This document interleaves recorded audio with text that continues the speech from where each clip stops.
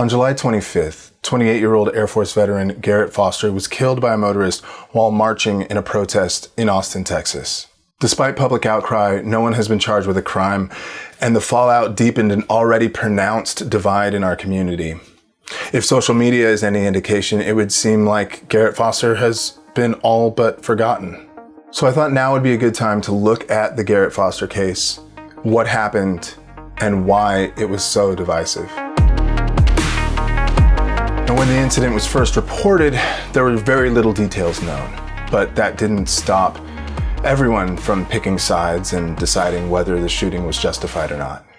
Something that's important to understand is that Texas is an open carry state. It hasn't been uncommon to see armed protesters over this summer, particularly at protests over shutting down the economy.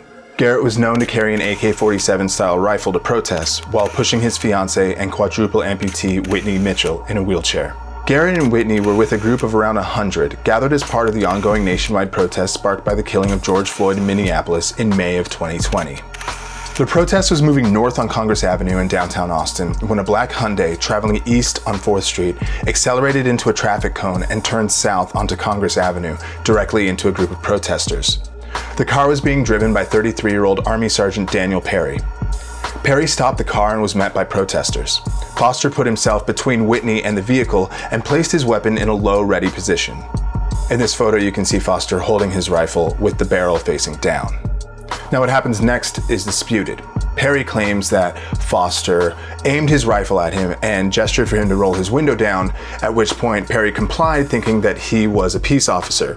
Upon realizing that Foster was not a cop, Perry then fired his weapon 5 times, striking Foster 3. Eyewitnesses claim that Foster never aimed his weapon and that Perry rolled down his window and started shooting unprovoked. What we do know for certain is that 3 of those 5 shots struck Foster. As Perry drove off, another protester fired 3 times at his vehicle as he left the scene. Foster was given first aid at the scene and was pronounced dead at a local hospital around 10:30 p.m. Daniel Perry turned himself into police and was released after claiming self-defense. The other protester to fire his weapon was taken into custody and released as well.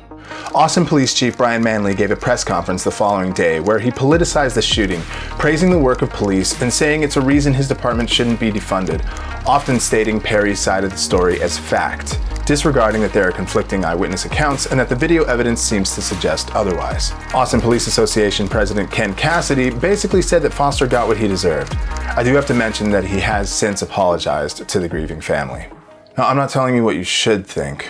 Regardless of what side you've taken on this, we should all be able to agree that this was a completely avoidable tragedy.